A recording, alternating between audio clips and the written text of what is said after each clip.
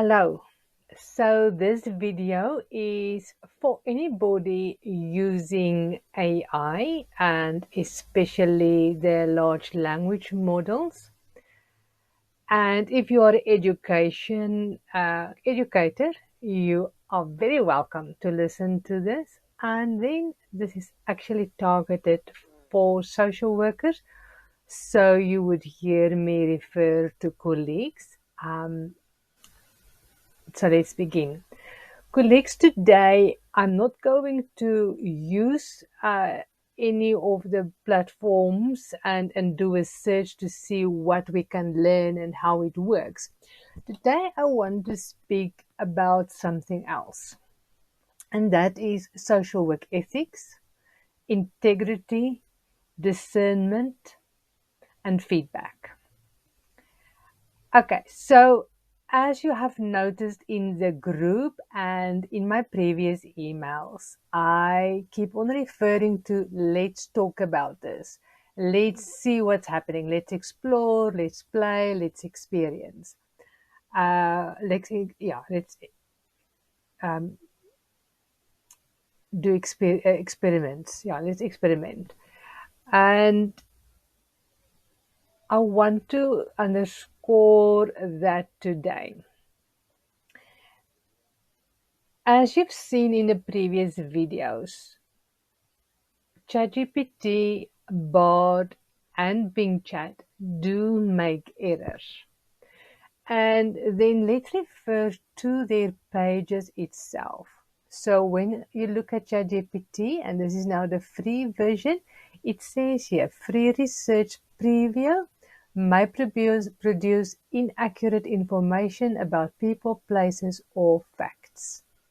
Then when we go to Bard, it is saying the same thing. Bard may display inaccurate or offensive information that doesn't represent Google's views. May not always get it right, but your feedback will help me to improve. And then the same when we go to Bing Chat. Surprises and mistakes are possible. Make sure to check the facts and share feedback so that we can learn and improve. And as much as I hope that if you've not been using these tools in your private life, I'm hoping that you will also start using this in your professional life. And this is why I'm focusing this group and these videos on social workers. That said, it's also important for us as social workers to influence things like this. It's important for us as users to influence these large language models, but more so for us as social workers, because we advocate for people who may never get the opportunity to influence AI, but may we suffer of the consequences of AI. They may benefit from it, but if there were bad consequences, they may be the recipients, and we as social workers, it's our role to advocate for them. So the first thing is that you've noticed that, for example, I've asked a question about 16 days of activism in South Africa. So my search terms specified South Africa, yet Bard's result used the resource as an Australian article. I've asked specifically for academic input on a mental health issue. And I'm not sure that all of those links are actually academic links that chat being provided us with. I've asked for information and the result was very much not correct. Okay, I'm going to give another example. Even before this week, last week's challenge. I was on Facebook and a friend posted something, and I immediately said, "That's not correct. That fact is not correct." And I went, I couldn't, because this is something that happened pre internet. We're talking about the 80s, maybe early 90s. It's pre-internet, so a search, a Google search or Bing search, did not yield any results. I then went to chat, and chat very confidently gave me an answer. And when I looked at the answer, the fact given was for the US, not for South Africa. And my prompt specified South Africa. The result was for the US. The resource given, the act quoted, is a US act, not a South African act. I attempted several times to say, okay, I'm looking for the South African act. He actually sucked an act out of his thumb, and it was not facts. So in other words, I have an answer for my question that is correct for the US, but it's definitely not correct for South Africa. When we did research for 16 days of activism, probably a whole lot of the information given is correct and we can use that. However, the resource used was for Australia. So how correct is that? And we didn't go into statistics and policies, which would be related specifically to South Africa. So, colleagues, what am I saying? One is that when you've done a search, you do have to fact check that. So on Bing Chat, it's easy. You would just go to search and then search that same thing that you've asked Bing Chat. Do it in search. On Bard, it's actually easy. Okay, I don't have a reply. But when you give Bard a question, let's see, like this one. Let's see.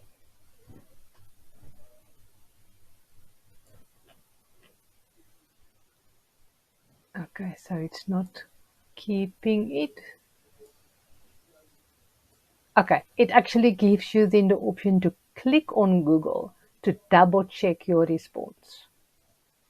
Okay, and then with ChatGPT, you would have to go out of ChatGPT and go to Google or Bing to then do a search. Okay, so the question then is, so if this is incorrect, what's the use? So let's talk about that. So I was in school in the 80s. And that was, in other words, before internet. And if you had to do research about any topic, you had the huisgenoot and you had your school handbooks, textbooks, and you had the library. If you were fortunate, your parents bought you a set of encyclopedias. There was the English Britannica, and then there was, for Afrikaans, I think it was called Kennis or the Kennis or something like something Kennis. So if you were lucky, you had a set of encyclopedias, or you had a friend who had a set of encyclopedias. Otherwise, you were dependent on the school library. That means that, and your parents would have bought that set of encyclopedias in the beginning in your primary school, and you would have used that up to university. They wasn't buying another one with latest information or something like that. So can you imagine what happened between let's say 79 and 88? How much changed? What research was done to disprove other research?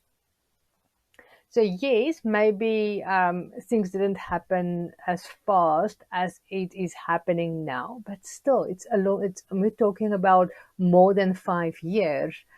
In that time, of course, there was new research. Of course, they found that something that we thought worked like this is not working like this. Okay, so in other words, when you were using the encyclopedia, you were probably some of the facts were incorrect. Also, there was no way for you or your parents to verify that the information is in fact correct. So, unless you had an, in your family or in your friendship circle an expert on that topic, you had to accept what was written in those encyclopedias. Um, you didn't have a choice in that. Then if any information there was biased um, or based on incorrect research methodology or anything like that, again, you would not have known that. You had no way to check that, and you were just fed that. You had no way to engage with that. Um, that was the information, and you had to use that. So then come the internet. So now, first of all, you have several search engines. There's Bing, there's Google, there's DuckDuckGo, and and even more. So you can, and I've done that often. That I'm looking for something stupid like getting something to work on my laptop, and Bing will not be able to give me anything on that. It gives me pages of articles that has nothing to do with what I'm looking for, totally ignoring my search term. So if I would say something about um, the services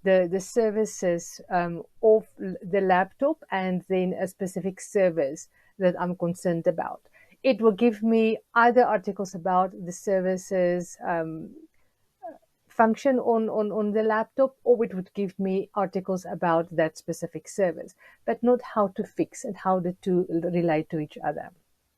Okay, so you could go through page after page of Bing search and not get a reply. Then you would open Google, and first article is the correct article, the one you were looking for, the one that helps you to solve the issue. Okay, so that is just with search engines. Okay, so for example, yesterday I did two searches. Bing Chat could not help me. I really don't know why it was giving me the responses it was giving. Bing itself, Bing search couldn't help me. Opened Google. First article is the one I'm looking for. I'm able to solve my problem. I did another search. Neither Google or Bing can give me an article that relates to what I'm looking for. I went to Bing Chat, and it gives me the answer. So then I knew, okay, this is the answer. I checked, I did what it suggested I do. It worked. It solved my problem. Okay. So in other words, we cannot throw the baby out with the bathwater. Yes, there's errors. Yes, we need to fact check it.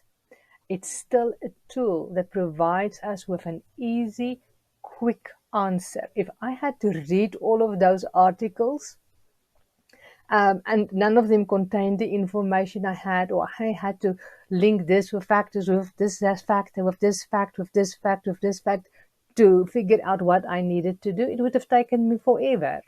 Okay. Then we can also go, as we were talking about encyclopedias, look at Wikipedia. And that's why I'm hoping that educators are also watching this video. Many educators, and I think maybe, I don't know whether it's department policy or whether it's just school's policy is saying learners should not use Wikipedia because it is incorrect. Now, my problem with that is many people are using Wikipedia. And then that same educator or school will allow a learner to use information from the local family magazine. Now, where do they think that the local family magazine obtained their information? Of course, they went to Wikipedia. Okay. Then, when you go to Wikipedia, Wikipedia will state nicely on top, this article needs citations. Okay. So already you know, okay, so here's some information, and then it marks the facts that don't have citations.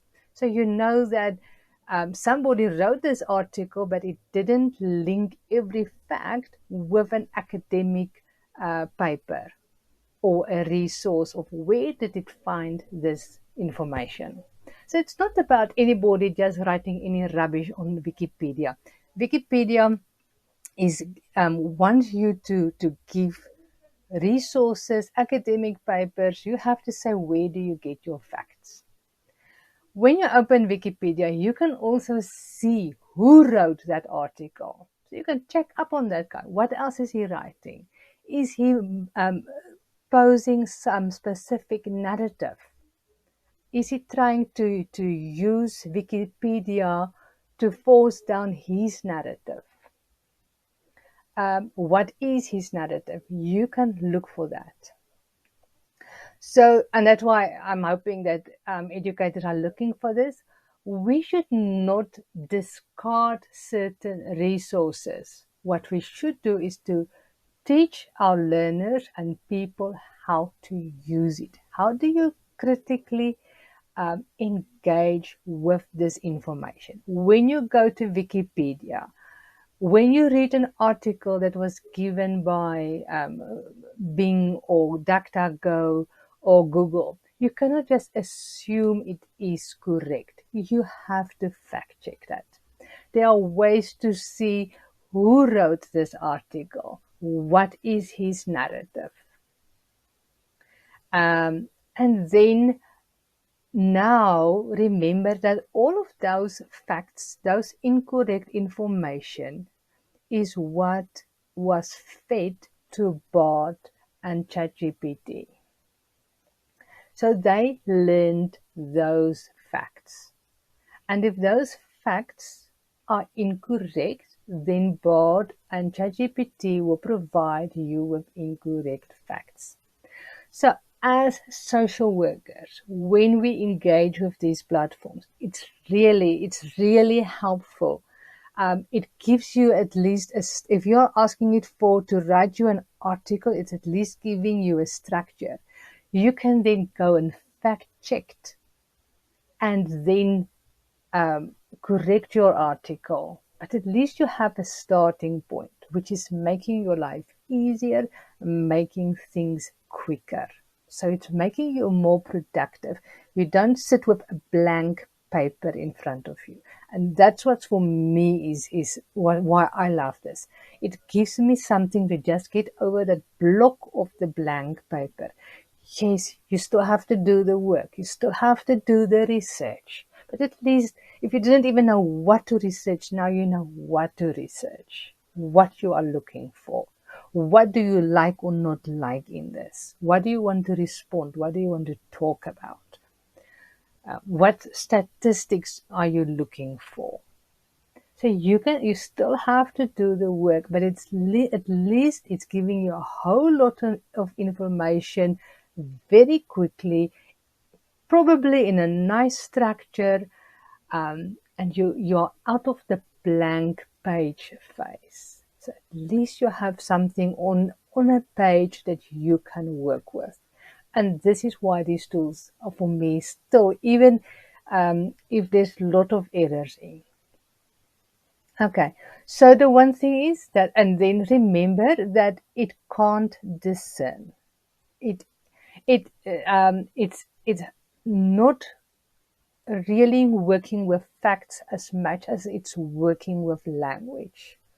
So if you're thinking about your predictive text tools on your smartphones, keyboard, or even when you're typing now in Microsoft Word, it's guessing what words you are going to use now. Now, much of the time you can just click tab and it will already fill a couple of words for you, and then you can continue typing. Okay, so yes, it's really helpful. Okay, but sometimes it's getting it wrong. No, it's not the word, it's not the sentence that I wanted to type. So, colleagues, remember it's a language model, and when it confidently gives you a fact, remember, it's not a human being on the other side feeding you a fact. It's a language model. It was given access to things, and it is using language to predict how to put those facts together. And it's our role as social workers to fact check before we then put that information out there. And remember, what we put out there, especially if we are going to put it online, is again going to influence these models. It's again information that is out there. So if we take wrong information and we put it out again, we are enforcing the incorrect information. It's our role. If we fact checked the information, then now these models are provided with new correct information. The other thing is also, like I showed you, is there's a feedback button. And usually when you open the feedback button, it will provide you with a space to provide your feedback. So here you can say, you've misinterpreted my question. You keep on giving me an Australian resource, and I specifically asked for South African information. And remember, this is now after you've also told ChatGPT, listen. So, okay, even here, okay, it's not showing it now, but there's an option to write your response and to then provide feedback. So you can, and then when information is incorrect or harmful, you would then, in other words, it would be your duty as social worker to correct that information. Okay, so let's think about something. We're thinking about gender issues. Okay, remember when we went completed university, homosexualism was still seen as a disorder, as abnormal behavior. Okay, so if that information is, for example, still what is posed as fact, then we would need to correct that. So as social workers, we need to ask the questions if we see information is incorrect, or if we see information as biased. So I hope that I was able to be clear about this. If I'm unclear and didn't and you weren't able to receive the message what I'm trying to convey here, please, at least if you've received some key words, and you will then go and do research on that. Okay, so we're talking about integrity, giving feedback, making fact-checking information, and giving feedback to these models so that we influence what is provided and what is used in the future.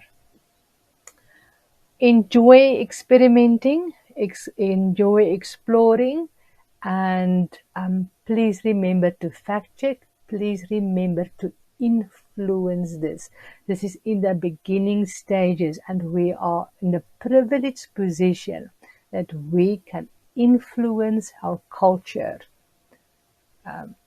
because internet is influencing our culture, and now we need to influence internet. AI is going to influence our world. What kind of world do we want? We need to influence our world. So thank you, colleagues. I thank you for listening. I really hope that I was able to convey the message I'm trying to convey here, and that you've heard me and that you would practice that. Thank you very much. Enjoy your day.